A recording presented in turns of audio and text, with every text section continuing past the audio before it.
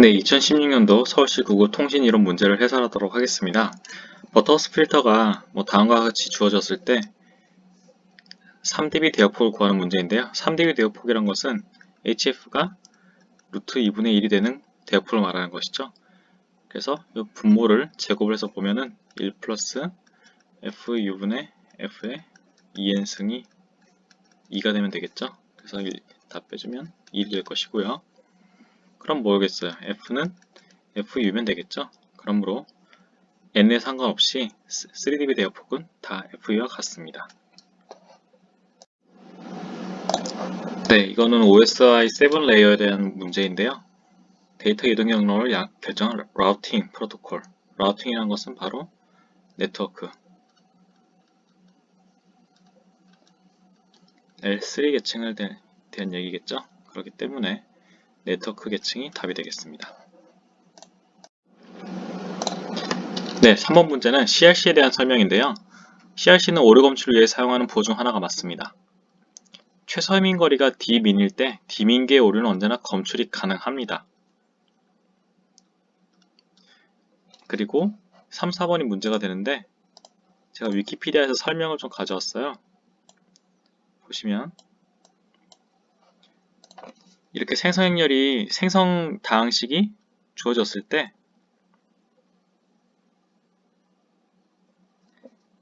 이렇게 다항식이 주어졌을 때 지금 여기 G의 마이너스 1이 0이죠. 그러므로 이렇게 1 플러스 X라는 걸로 인수분해가 될 때 이 코드는 하나, 두 개, 세 개, 그리고 어떠한 개수의 홀수 개수의 에러를 검출할 수가 있습니다. 여기서 보시면 마이너스 1을 넣어보면 1 플러스 1 마이너스 1 마이너스 1이니까 0이니까 요거는 x 플러스 1과 px로 인수분해가 되겠죠. 그러므로 여기에 해당되기 때문에 홀수의 모든 오류를 검출할 수 있는 게 맞습니다. 이거 플러스네요. 죄송합니다. 그리고 폴리노미얼 gx가 어쩌고저쩌고 될 때 이 생성 다항식의 차수가 r일 때 어떤 에러 패턴들을 검출할 수가 있는데 r개의 연속된 비트들에 대해서 검출할 수가 있습니다. 생성 다항식이 지금 r이 16이기 때문에 16보다 작은 인접한 에러들에 대해선 검출이 가능합니다. 이러한 연속된 에러를 버스트 에러라고 하고요. 그래서 3번도 참이 되겠습니다. 자, 이거 보시면 하나 기준으로 잡으면 0000 기준으로 잡았을 때 요거과는 2비트 차이가 나죠? 거리가 2입니다. 요거랑도 2비트 차이가 나죠? 2고요, 2고요, 2고요, 2고요. 거리가 다 2고 이건 4네요. 이것과 잡아봐도 이것과의 거리는 2고요. 이 거리는 하나, 둘, 2고 하나, 둘, 두 개. 하나, 둘, 셋, 하나, 둘, 두 개죠? 두 개고 이건 하나, 둘, 이거 두 개인가요? 아무튼 이런 식으로 돼가지고 최소의 거리는 2인 것 같아요. 그래서 답은 2가 되겠습니다. 네, 5번은 IP 버전 6에 대한 설명인데요. IPv4가 주소가 다 차감에 따라서 그리고 성능 문제가 있음에 따라서 새로운 주소가 나오게 된 것이죠. 보시면 128비트 쓰고 있습니다. 트루고요. 호스트가 자동으로 주소를 설정할 수 있다. 여기 보시면 주소 자동 설정이 있죠. 주소 자동 설정이 가능합니다. 그래서 2번도 트루고요. 헤더 옵션을 제외한 헤더 길이는 40바이트이다. 헤더가 지금 40바이트가 되었죠. 그래서 참입니다. 그래서 4번이 문제인데 4번에 대해서 좀 더 설명을 해드릴게요. 자, 여기 위키피디아 자료를 가졌는데요. 라우터에 의한 처리가 간단해졌어요. 그래서 보시면 IPv6 라우터는 IP 프래그멘테이션을 하지 않습니다. 그래서 라우터에서 할 수 있지 않고요. 이렇게 함으로써 라우터에서 처리 속도를 빠르게 만든 것이 바로 IPv6의 장점이라고 할 수 있겠습니다. 넘어가겠습니다. 네, 채널 캐패시티에 대한 내용인데요. 채널 용량은 C는 B, LG, 1 플러스 SNR이죠. 그래서 채널 주파수 대역폭에 비례합니다.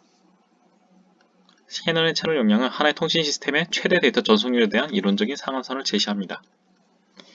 수신 신호의 SNR이 증가하는 경우 채널 용량도 수신 신호의 SNR에 선행적으로 비례하는 게 아니죠. 로그에 비례하죠. 그렇기 때문에 3번이 틀린 게 되겠고요. 채널 용량은 어떤 통신 시스템의 실제 성능이 이론적으로 가능한 최대 성능과 얼마나 차이가 나는지를 알려준 지표로 사용될 수가 있다. 최대 용량이 이만큼인데 이것보다 작은 어떤 C'이라는 용량을 쓰고 있다. 그러면은 효율이 얼마나 되는지 알 수 있겠죠. 그러므로 참입니다. 네, 디지털 변조에 대한 설명인데요. BASK는 1차원상의 서로 다른 신호를 사용하여 정보를 전송한다. 이 하나의 채널에 대해서 이렇게 앰플리튜드가 있고 이렇게 앰플리튜드가 있고 1차원이죠. 그러므로 1번은 참입니다. QPSK는 이렇게 I 채널과 Q 채널이 있을 때 이렇게 같은 전력에 대해서 이렇게 뭐 다르게 놓을 수도 있겠지만 이렇게 각도만 다르게 0, 90, 180, 270도 이런 식으로 각도만 다르게 해가지고 페이지만 다르게 해서 정보를 전송을 합니다. 16함은 뭐 이렇게 있으면 뭐 이렇게 막 있을 거예요. 이렇게 막 이게 4개, 4개, 4개, 4개 이렇게 심볼이 있는데 앰플리튜드도 다르고 위상도 다르죠. 그러므로 참입니다. 변제되는 하나의 신호의 대역폭이 동일한 경우 BFSK는 BPSK에 비해서 주파수 효율이 낮습니다. 왜냐면 우리가 주파수 측에서 PSK는 요만큼의 주파수 대역 안에서 위상을 다르게 쓴다면 BPSK는 이렇게 서로 다른 주파수 대역을 이용해서 이렇게 떨어져 있는 주파수 대역을 위해서 이렇게 보내고 하기 때문에 주파수 효율이 나쁩니다. 그래서 4번이 답이 되겠습니다. 자, LTE 시스템에서 업링크에 대해 사용되는 다중 접속 방식은 어떤 것인가 묻고 있는데요. 일단은 LTE에서는 업링크를 쓸 때 SCD FDMA를 씁니다. 혹은 DFT, 스프레드, OFDMA 이걸 쓰거나요. 이걸 쓰는 이유가 이 둘은 같은 건데 OFDMA는 PAPR이 높죠. 그래서 단말기가 유한한 전력으로 이걸 전송하기가 좀 어렵습니다. 그런데 DFT 스프레드 OFDM을 하게 되면은 PAPR이 좀 더 낮습니다. 그래서 전송을 하기가 좀 용이해요. 그렇기 때문에 SC-FDMA 또는 DFT 스프레드 OFDM을 사용합니다. 그래서 답은 4번이 되겠고요. 이것의 두 가지 용어는 이미 한번 기출로도 19년도에도 나왔던 걸로 알고 있는데 이렇게 LTE 시스템에서는 이 두 가지 같은 이름, 같은 통신 방식의 다른 이름 두 가지를 사용해서 전송을 한다. 알고 계시면 되겠습니다. 자, 이거는 내적을 잘 해보면 되는데요. 일단 4번과 내적을 해보면 1과 1을 곱하면 1이고 1과 1을 곱하면 또 1이고 1과 마이너스 1 곱하면 마이너스 1 1과 마이너스 1을 곱하면 또 마이너스 1 1과 마이너스 1 곱하면 마이너스 1 1과 마이너스 1 곱하면 마이너스 1 1과 1 곱하면 1 1과 1을 곱하면 1 다 해보면 2, 마이너스 2, 마이너스 2이니까 합쳐보면 0이에요. 그래서 답은 4번이 되는데 지금 보시면 다 플러스 1이니까 더해가지고 0이 되는 거 구하면 돼요. 내적하면 어차피 다 1들로 나타날 테니까 요거 상쇄되는데 남은 거 2죠. 상쇄되고 남은 거 2죠. 상쇄되고 남은 거 마이너스 1, 2, 3, 4 마이너스 4죠. 이거는 아까 보셨겠지만 상쇄되고 해서 남은 건 0. 그래서 내적이 0인 4번이 답이 되겠습니다. 네, 무선 채널의 모델링에 대한 얘기인데요. 그냥 외우시면 되는데 지금 이런 모델 중에서 이렇게 송신단이 있고 이렇게 수신단이 있을 때 이렇게 수신단이 이렇게 뭐 구성이 되어 있을 때 이게 직접적으로 이렇게 볼 수가 있어요. 그럼 어떤 평균값이 존재한단 말이겠죠. 평균값이 존재하는 경우에 무선 채널은 라이시안 분포가 됩니다.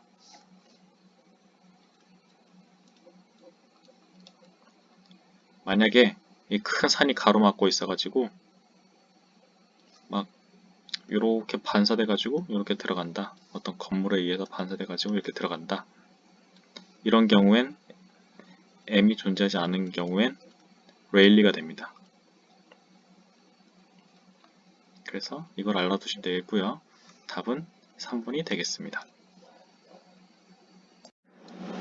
자, 근데 뭐 가우시안 분포 같은 경우에는 노이즈나 뭐 그냥 흔히 나타나는 분포로 알고 계실 텐데 포화성 분포는 무엇이냐라고 의문을 가지실 수가 있어가지고 그냥 간단하게 얘기를 드리면 특정 시간 동안 그렇게 높지 않은 확률, 낮은 확률의 사건이 얼마나 발생할지 나타내주는 이산적인 분포가 포화성 분포라고 알고 계시면 되겠습니다. 그래서 제가 예시를 또 정보통신 용어 해설 사전에서 가져왔는데요. 잠시 보겠습니다.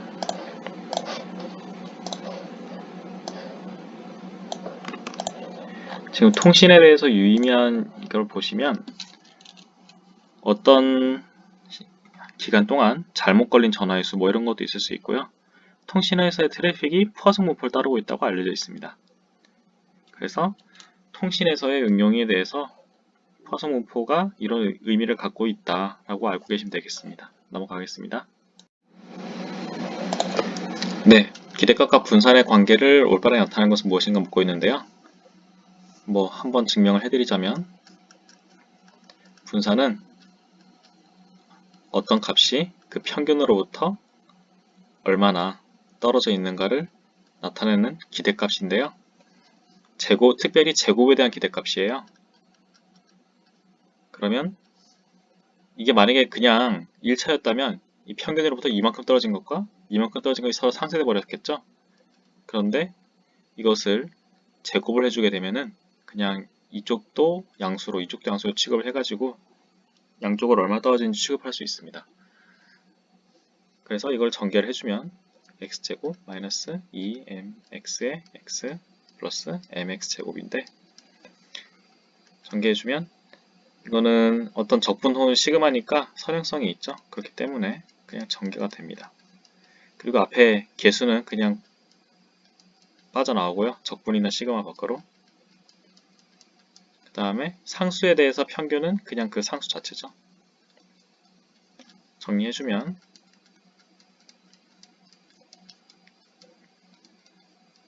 이것도 mx죠.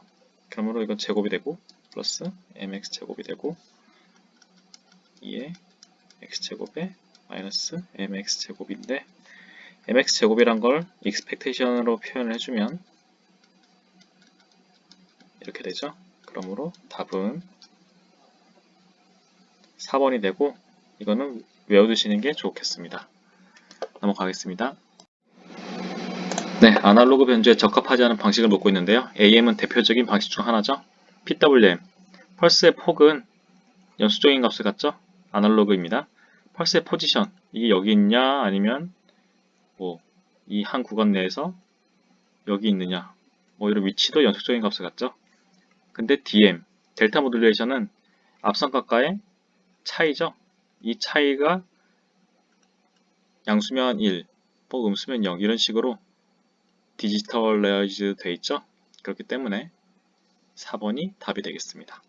1비트 디지털 정보죠.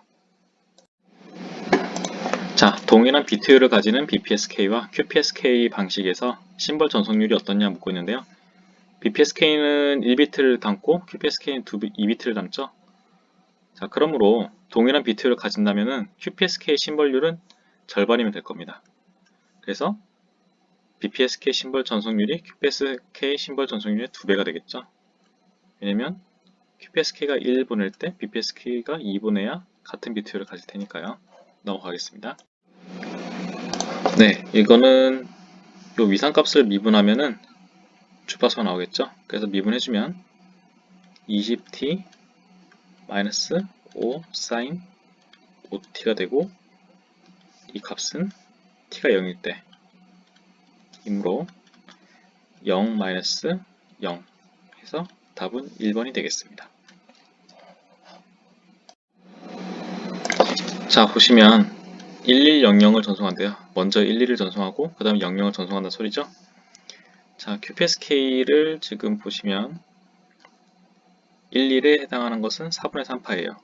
4분의 1, 4분의 2, 4분의 3파이니까 여기 찍혀 있겠죠? 11. 그리고 00은 4분의 7파예요. 4분의 1, 4분의 2, 4분의 3, 4분의 4, 4분의 5, 4분의 6, 4분의 7파이. 그러니까 여기에 00이 있을 거예요. 그런데 이거를 BPSK 규격에 따라 비트를 검출한다면 어떻게 될까요? BPSK는 지금 보시면 0도일 때 1을 간주하고 파이일 때 0으로 간주한대요. 그러므로 디시즌을 2선을 기준으로 한다는 얘기죠. 그럼 11은 지금 파이에 가까우니까 0이 될 것이고요.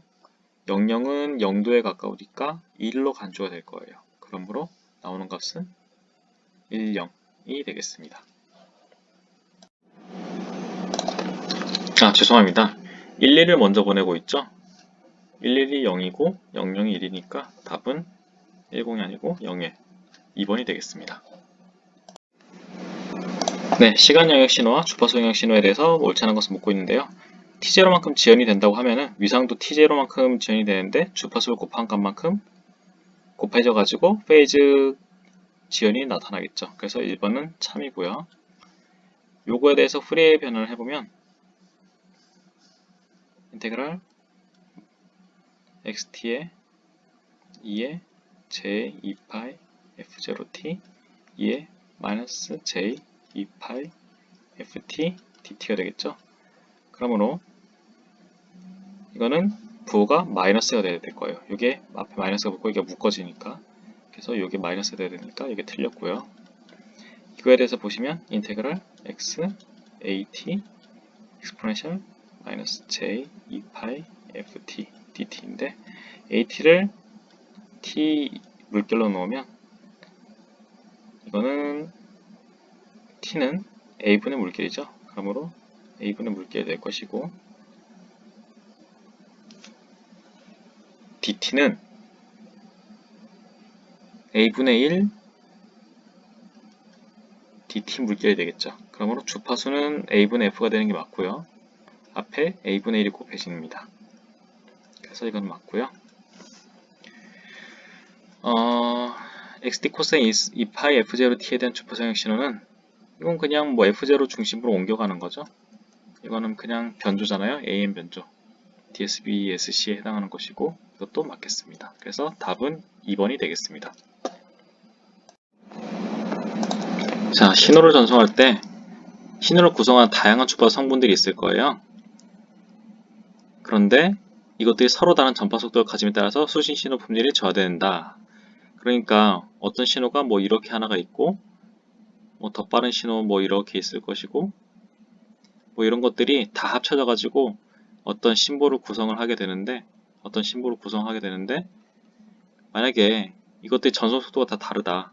그래서 이거는 제대로 도착했는데 두 번째 거 이거는 조금 뭐 느리게 도착을 했다.